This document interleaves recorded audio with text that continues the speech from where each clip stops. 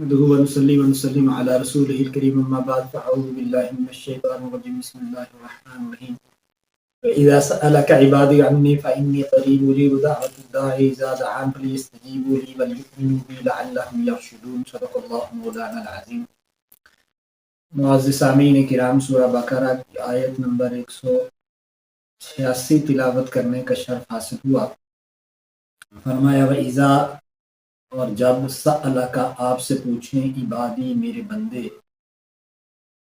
عنی میرے بارے میں، فإنی قریب تو بے شک میں نزدیک ہوں، اجیب قبول کرتا ہوں، دعوت دعا، داعی دعا مانگنے والے کی، اذا دعان جب وہ مجھ سے مانگتا ہے، فلیستجیبوا پس چاہیے کہ وہ حکم مانے، لی میرا، ولیؤمنوا اور یقین رکھیں، بی مجھ پر، لعلہم تاکہ وہ یرشدون نیک راہ پائیں۔ معزز سامعین کرام، اس سے پچھلی آیات اور اس آیت کے بعد والی آیات میں رمضان المبارک کا ہی تذکرہ ہے اور روزے کے احکام و مسائل بیان ہوئے، اور درمیان میں یہ آیت ذکر ہے، اس میں دعا کا ذکر ہے جو بندہ اپنے رب سے کرتا ہے۔ تو یہ درمیان میں اس کا تذکرہ کرنا، اب اس کی وجہ یہ ہے کہ جیسے دعا کی قبولیت کے لیے جو شرائط ہیں ان میں سے جگہ اور وقت یہ بھی دعا کی قبولیت کے آداب میں شامل ہیں۔ تو رمضان دعاؤں کی اور عبادات کی قبولیت کا مہینہ ہے کہ حضرت امام زہری رحمۃ اللہ تعالی علیہ فرمایا کرتے تھے کہ رمضان میں اخلاص کے ساتھ ایک تسبیح کی گئی، وہ غیر رمضان میں 1000 تسبیح کرنے سے افضل ہے۔ تو چونکہ یہ دعاؤں کے اور اس کی عبادت کی قبولیت کا مہینہ ہے تو اس لیے درمیان میں دعا کا تذکرہ فرما دیا۔ اب اس آیت کے شان نزول کے متعلق 3 مختلف اقوال ہیں۔ جامع الاصول میں بیان السبحان تفسیر بیان السبحان میں جامع الاصول کی حوالے سے حضرت نعمان ابن بشیر رضی اللہ تعالیٰ عنہ کی ایک روایت ہے، فرمایا کہ جب قرآن مجید کی یہ آیت نازل ہوئی، ادعونی استجب لکم ان الذین یستکبرون عن عبادتی، کہ مجھ سے دعا کرو میں قبول کرتا ہوں، مجھ سے وہ میرے بندے جو تکبر کی وجہ سے دعا نہیں کرتے وہ جہنم میں جائیں گے ذلیل ہو کے۔ تو صحابہ نے عرض کی اللہ کے پاک پیغمبر ہم دعا کیسے کریں، ہمارا اللہ نزدیک ہے، قریب ہے، آہستہ پکاریں یا اونچی آواز سے؟ تو یہ آیت نازل ہوئی وقال ربکم ادعونی استجب لکم۔ اسی طرح ایک روایت میں ہے کہ دیہاتی نبی پاک صلی اللہ علیہ وسلم کی خدمت اقدس میں حاضر ہوئے، انہیں عرض کی اللہ کے پاک پیغمبر ہمارا رب قریب ہے یا دور ہے؟ اگر قریب ہے تو آہستہ پکاریں، اگر دور ہے تو اونچی آواز میں بلائیں۔ تو نبی پاک صلی اللہ علیہ وسلم پر یہ آیت نازل ہوئی کہ آپ کا رب اللہ آپ کے قریب ہے۔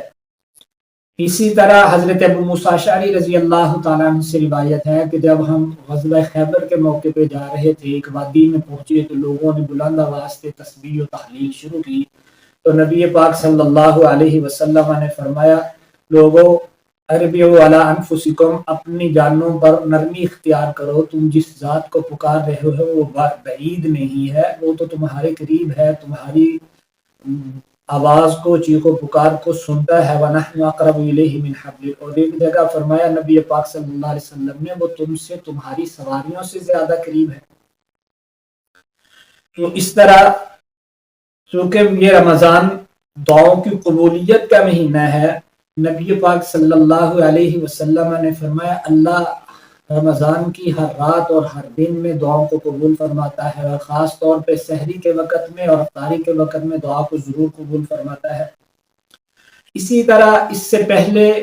وَلْتُكَبِّرُوا اللَّهَ عَلَى مَا هَدَاكُمْ فرمایا تھا، تو یہ اشارہ اس بات کی طرف ہے کہ دعا قبولیت دعا کے لیے یہ بھی ادب ہے کہ پہلے اللہ کی حمد و ثنا بیان کی جائے، پھر جو ہے وہ اللہ سے مانگا جائے، پھر اللہ ضرور قبول فرماتے ہیں۔ نبی پاک صلی اللہ علیہ وسلم کے سامنے ایک آدمی نے دعا مانگی اور اس نے آتے ہی دعا مانگنا شروع کی، تو نبی پاک صلی اللہ علیہ وسلم نے فرمایا دعا میں جلدی نہ کرو، دعا پہلے اللہ کی حمد و ثنا کرو، پھر مجھ پر درود بھیجو، پھر اپنی دعا مانگو، اللہ ضرور دعا کو قبول فرمائیں گے۔ اسی طرح دعا قریب ہے، تو یہ قریب کے متعلق انی قریب، اللہ فرماتے ہیں میں تم سے قریب ہوں، تو اس کے لیے امام بیضاوی رحمۃ اللہ تعالی علیہ نے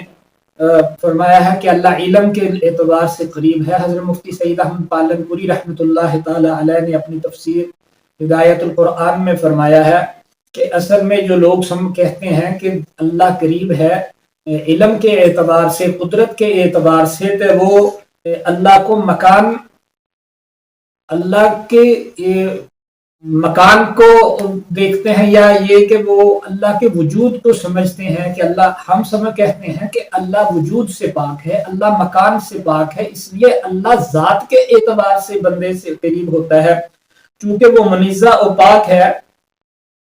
اپنے ذات کے اعتبار سے، وہ یعنی وجود کے اعتبار سے منزہ اور پاک ہے۔ تو اسی طرح دعا ہے کیا؟ نبی پاک صلی اللہ علیہ وسلم نے فرمایا الدعاء هو العبادہ، دعا عبادت ہے۔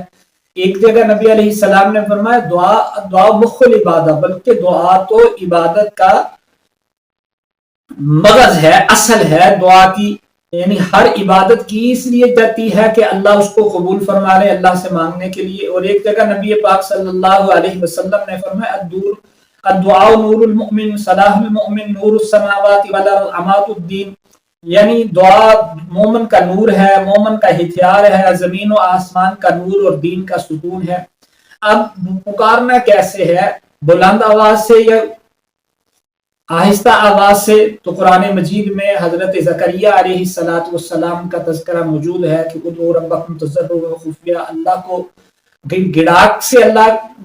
کے اللہ سے مانگا، لیکن مانگا خفیہ، آہستہ مانگا، اللہ کو آہستہ آواز زیادہ۔ اسی طرح سورہ مریم میں اللہ زکریا علیہ السلام کا پھر تذکرہ فرماتے ہیں اذ نادى ربه نداء خفیا۔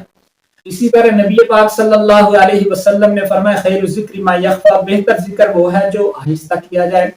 اور خیر الذکر الخفی و خیر الرزق ما یکفی، بہترین ذکر آہستہ کرنا ہے اور بہترین رزق وہ ہے جو کافی ہو جائے۔ اسی طرح نبی پاک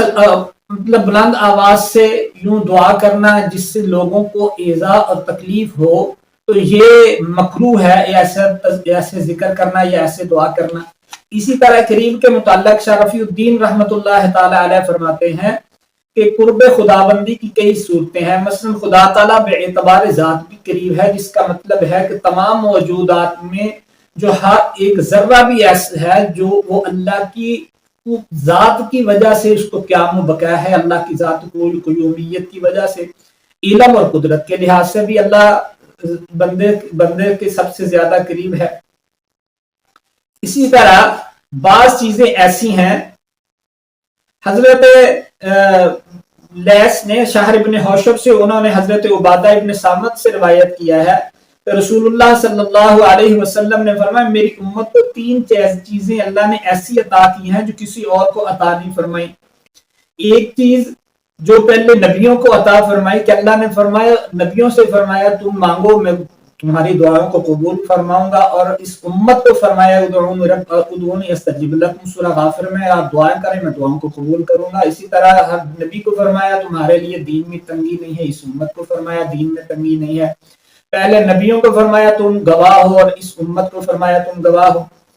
اسی طرح نبی پاک صلی اللہ علیہ وسلم، حضرت عبداللہ ابن عباس فرماتے ہیں کہ نبی پاک صلی اللہ علیہ وسلم نے فرمایا جس کے لیے دعا کا دروازہ کھولا گیا، یعنی جس کو دعا مانگنے کی توفیق حاصل ہو گئی تو اس کے لیے قبولیت کے دروازے کھول دیے گئے کہ اللہ ہر دعا کو قبول فرماتے ہیں۔ اسی طرح حضرت اب دعا قبول کیوں نہیں ہوتی، یہ اس لیے کہ دعا کی قبولیت کی کچھ شرائط ہیں کہ نبی پاک صلی اللہ علیہ وسلم نے فرمایا کہ سب سے پہلی شرط یہ ہے دعا کی کہ وہ غافل دل کے ساتھ نہ مانگا جائے، کہ توجہ کسی اور طرف ہے، پھر پورا یقین نہیں ہے، پتہ نہیں ہوگی کہ نہیں، پورے یقین سے کے ساتھ پورے عزم کے ساتھ اللہ سے مانگا جائے تو اللہ ضرور قبول فرماتے ہیں۔ اور دوسری چیز ہے کہ رزق حلال ہو. نبی پاک صلی اللہ علیہ وسلم نے فرمایا بعض بندے بڑا گندا بال ہیں اور سفر میں ہیں اور پریشان حال ہیں، اس کے باوجود وہ اللہ اللہ کہتے ہیں، ربی ربی کہتے ہیں، اللہ دعا قبول نہیں کرتا. فرمایا اللہ کیسے دعا قبول کر لے؟ کھانا ان کا حرام ہے، پینا ان کا حرام ہے، لباس ان کا حرام ہے. تو یعنی دعا کی قبولیت کی شرائط میں سے ہے کہ رزق حلال ہو. جن کا رزق حلال نہ ہو اللہ ان کی دعا قبول نہیں فرماتے، بلکہ نبی پاک صلی اللہ علیہ وسلم نے فرمایا اللہ اس کی عبادت قبول نہیں فرماتے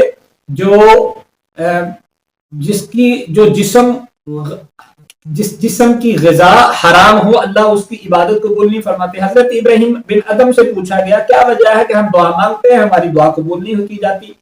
فرمایا اس کی وجہ یہ ہے کہ تم نے اللہ کو پہچانا لیکن تم نے اس کی اطاعت نہیں کی، تم نے رسول صلی اللہ علیہ وسلم کو پہچانا لیکن ان کی سنت کی اتباع نہیں کی، اور تم نے اللہ کی نعمتوں کو پہچانا یعنی قرآن کو پہچانا اس کے مطابق عمل نہیں کیا، نعمتوں کو کھایا اس کا شکر ادا نہیں کیا، جنت کو پہچانا اس کو طلب نہیں کیا، اور تم نے آگ کو پہچانا اس سے بھاگے نہیں ہے.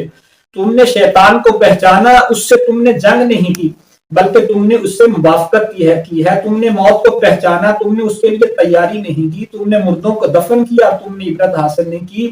تم نے اپنے عیوب کو ترک کیا اور لوگوں کے عیوب کے ساتھ مشغول ہو گئے، یعنی لوگوں کے. اس لیے اللہ نے آپ کی دعاؤں کو قبول کرنا چھوڑ دیا. اسی طرح حدیث شریف میں ہے موطا میں نبی پاک صلی اللہ علیہ وسلم نے فرمایا کہ بندہ جب یہ اگر ایسے دعا نہ کرے اللہ اگر تو چاہے مجھے معاف کر دے، اگر تو چاہے مجھ پر رحم فرما دے، کیونکہ اس لیے کہ اللہ تو رحم ہی فرماتے ہیں، اللہ تو قبول ہی فرماتے ہیں. ایک دوسری جگہ ایک اللہ والے نے فرمایا، حضرت سفیان بن عیینہ فرماتے ہیں کہ عین غضب کی حالت میں اللہ نے شیطان کی دعا کو قبول فرمایا کہ شیطان کو جب اللہ کہہ رہے تھے نکل جا میرے دربار سے تو اس نے کہا مجھے قیامت تک کی مہلت دے، تو نبی اللہ نے فرمایا انک من المنذرین، تجھے قیامت تک کی مہلت دی گئی. تو جب اللہ اس غضب کی حالت میں شیطان کی سنتا ہے تو پھر انسان کی کیوں نہیں سنے گا؟ اللہ سمجھنے عمل کی توفیق عطا فرمائے. وما علینا